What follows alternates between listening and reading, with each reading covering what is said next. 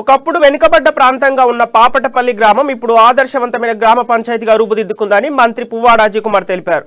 ప్రస్తుతం గ్రామంలో CC road లేని వీధి లేదని, అద్భుతంగా అభివృద్ధి చేసుకున్నామని మంత్రి అన్నారు. ఖమ్మం జిల్లా రఘునాథపాలెం మండలం పాపటపల్లి గ్రామంలో 151.20 లక్షల వ్యయంతో నిర్మించిన 30 డబుల్ బెడ్రూమ్ ఇండ్లను మంత్రి పువ్వాడ అజయ్ కుమార్ ప్రారంభించారు. డబుల్ బెడ్రూమ్ ఇండ్లు వచ్చిన వారు అదృష్టవంతులని, పక్కనే రైతు వేదిక, పార్కు, రోడ్డుకు ఆనుకొని గ్రామంలోని అన్ని సౌకర్యాలు ఉన్నాయని మంత్రి అజయ్ కుమార్ వివరించారు.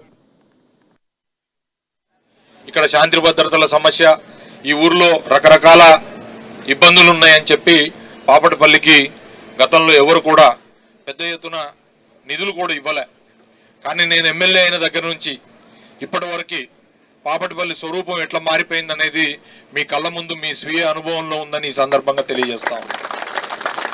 ఇవాళ ఒక ఆదర్శవంతమైన మేజర్ గ్రామ పంచాయతీ, ఈ గ్రామ పంచాయతీ కింద విఆర్ బంజర్ని, జీకే బంజర్ని విడగొట్టి ఆ రెండు గ్రామాలని కూడా పోటీలో మన అభివృద్ధిలో పోటీ పడేటట్టు చేసి ఈ గ్రామ పంచాయతీకి సంబంధించిన నిధులతో పాటుగా బయట నుంచి తీసుకొచ్చిన అనేక నిధులు ఏవైతే ఉన్నాయో వాటన్నిటినీ కూడా ఈ గ్రామ పంచాయతీ మీద ఖర్చు పెట్టి దాదాపు ఈ గ్రామ పంచాయతీలో ముందుగా జిఎస్బి రోడ్లు పోసుకున్నాం.